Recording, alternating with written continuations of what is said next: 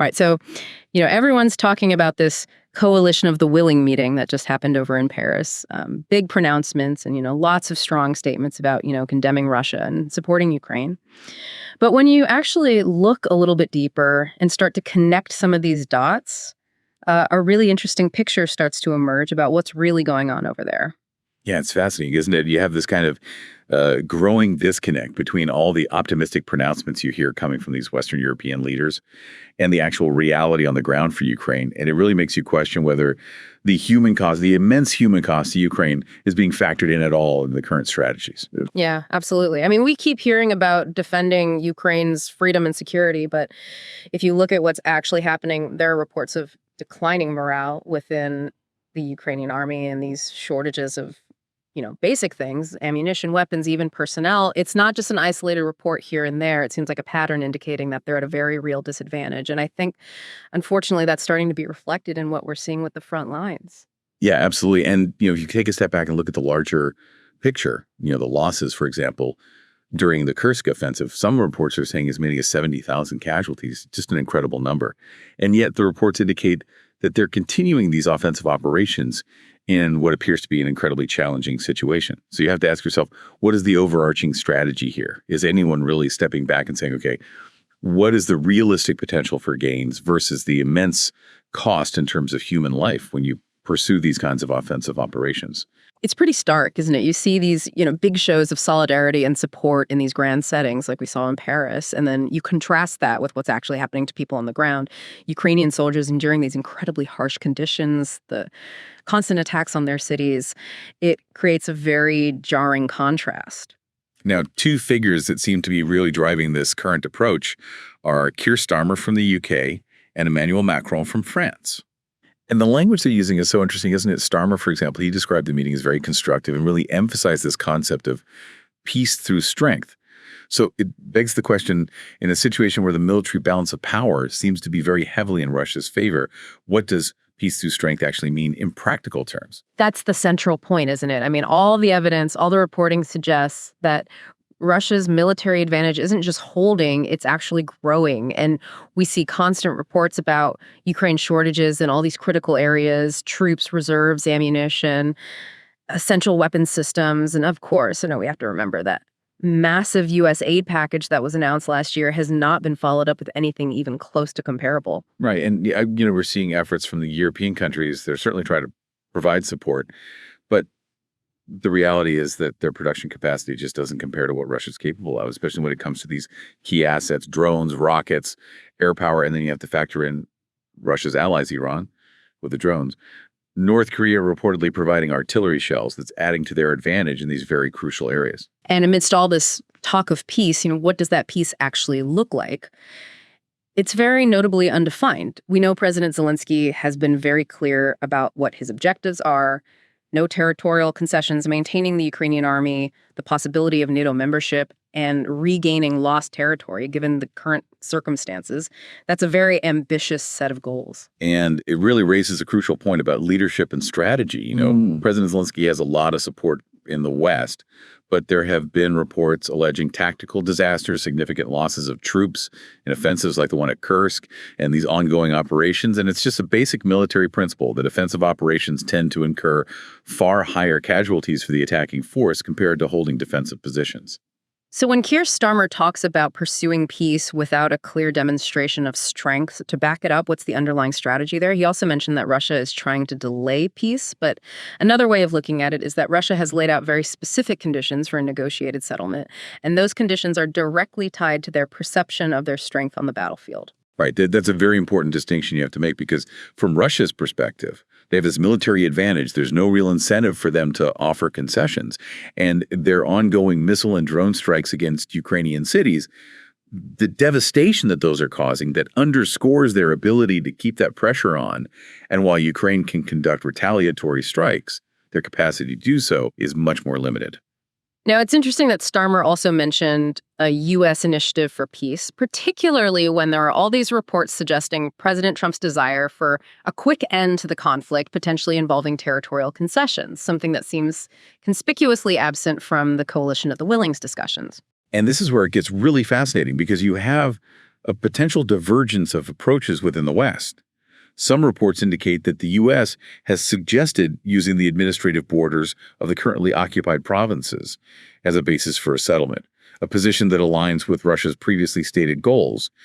And President Trump himself has spoken publicly about the need for territorial compromise. Good. So you have to wonder, is there a unified Western strategy here, or are there different players working towards different outcomes? And then there's this whole issue of potential peacekeeping forces. Russia has said very clearly they will not accept troops from NATO-flagged countries, particularly the UK and France. So pursuing that as part of a strategy seems questionable, especially when it doesn't seem to align with what the US is reportedly pursuing. And if you take a step back and look at the bigger picture, Russia's lack of urgency to negotiate makes a lot of sense from their perspective. They're focused on securing what they see as their core interests: a secure Western border, no NATO presence in Ukraine, and control over these territories that they currently hold, given the current military realities. There's no reason for them to rush into a settlement that doesn't address those core objectives. Now let's turn to Emmanuel Macron. He's been using very similar peace through strength rhetoric. He announced an additional 2 billion euros in military aid from France to Ukraine. So the immediate question becomes, how effective will this continued support be without a clear and demonstrable strategy for reversing those territorial gains that Russia has made? How do you actually compel Russia to negotiate on terms that are favorable to Ukraine? That's the million-dollar question. And so far, we're lacking crucial details. We don't know the specifics of this 2 billion euros in aid, and more importantly, how it's actually going to change the situation on the battlefield. The fundamental question remains, how do you create a situation where Russia actually believes that continuing this conflict is no longer in their interest? Macron also said that Russia should have no say whatsoever in the support provided to Ukraine, or crucially, in the terms of peace.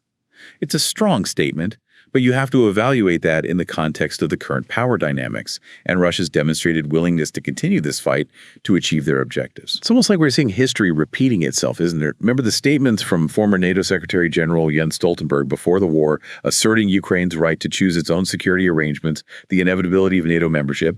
That stance, while based on principle, perhaps ignored Russia's repeated warnings about NATO expansion being a red line, and ultimately contributed to the situation we find ourselves in today. And we're seeing a continuation of that pattern, aren't we? Providing training, providing equipment, much like the efforts that were in place before the full-scale invasion, but the situation on the ground is completely different. And the cost of that approach in terms of Ukrainian lives and the territory that's been lost since 2021 is immense. It suggests maybe a failure to fully grasp the reality of the current balance of power. And from Russia's perspective, as their foreign minister Sergei Lavrov has indicated, these current European actions are probably seen as a continuation of historical attempts to defeat Russia strategically, and the Russian leadership has made it very clear any foreign troops deployed in Ukraine without their consent will be considered enemy combatants. There's even been discussion of potentially deploying troops in Ukrainian cities away from the immediate front lines, but President Zelensky has reportedly said he wants foreign troops on the front lines regardless of location. Russia's position is clear. Any foreign military presence will be a target. And we can't forget those very clear statements from President Trump that the U.S. will not engage in direct military conflict with Russia in Ukraine. And when you consider that and the fact that there's no conventional military threat from Russia to NATO itself and the inherent dangers of nuclear escalation, you can make a strong argument that finding a way to end this conflict and normalize relations with Russia is in Europe's best long-term interest. Absolutely. The long-term costs of rebuilding Ukraine are going to be enormous. And then you add in the potential for different approaches between the U.S. and its European allies on this issue. It creates a very complex situation. And meanwhile, President Putin seems to be pursuing a very rational, very calculated strategy, which really contrasts with some of the rhetoric we're hearing from the West. And it's interesting, the recent speech that Putin gave where he specifically linked this current conflict to Russia's Great Patriotic War, their term for World War II, it plays into this deep sense of Russian nationalism, drawing those historical parallels of sacrifice and ultimate victory. It highlights the need to look beyond just the words and really analyze the capabilities and the motivations of all the parties involved. And that brings us to a really crucial piece of information, the recently released U.S. intelligence annual threat assessment. And the conclusions are pretty stark. It says that Russia has gained the upper hand in Ukraine and is on a path to basically being able to dictate the terms of any settlement to end the war, and those terms would likely be favorable to Moscow. And what's really concerning is their warning about the risk of unintended escalation to a larger conflict, potentially even involving nuclear weapons. The assessment says that the consensus within the intelligence community, and this is reportedly shared by the previous administration but not publicly stated, is that Russia can continue to grind down Ukraine, and the resources that the West is currently providing are not enough to prevent a Russian victory. It really underscores the danger of not facing reality, doesn't it? And this assessment aligns with reports that Zelensky himself has acknowledged evidence of Russia preparing additional offensives. There was even a Russian military review that cited concerns from the Ukrainian general staff about the possibility of simultaneous Russian offensives in the Sumy and Zaporizhia directions. Those offensives would have huge strategic implications. The difficulties in defending the Sumy region, combined with that really powerful Russian force grouping in Zaporizhia, raises the very real possibility of a collapse of the front lines in those areas. And there are even reports that the rapid redeployment of Russian forces toward Sumy could create a critical shortage of reserves for the Ukrainians. So, it's ironic, isn't it? You have figures like Macron, Starmer, even Zelensky accusing Russia of prolonging the conflict, when the analysis seems to suggest that their own reluctance to accept certain realities might have actually contributed to this war dragging on. And all the evidence indicates that Russia is not in a stalemate. They're actively advancing. Yeah, and there's growing evidence that they're building up combat power in both the north and the south, preparing for a potential major offensive as soon as the ground conditions improve. And the reports about Ukraine's lack of defensive capacity and those critical theater reserves, that creates a very dangerous situation. The scenario that's emerging is pretty frightening. The potential for a big breakthrough offensive leading to a complete collapse of large portions of the front lines, with Russian forces potentially driving deep into Ukraine. We saw a smaller version of this in the Kursk area, where a Russian breakthrough in the rear just completely collapsed the Ukrainian defenses in that area. This is what we need to be paying attention to, because, if this analysis is accurate, history might judge these Western leaders very harshly if this military situation unfolds because of a failure to really look at the situation and take the appropriate actions. You can only hope that these predictions don't come true, because the human cost would be immense and the impact on Ukraine's territorial integrity would be devastating. A final thought for you today. Think about the contrast between all of the political messaging around the war in Ukraine and the potential military realities that we've been discussing today. What actions might actually be most effective in achieving a lasting peace? A peace that's based not on wishful thinking, but on a real understanding of the situation on the ground. Subscribe to our podcast on Spotify, Apple Podcasts, and YouTube. We are here to make things clear. New episodes every day.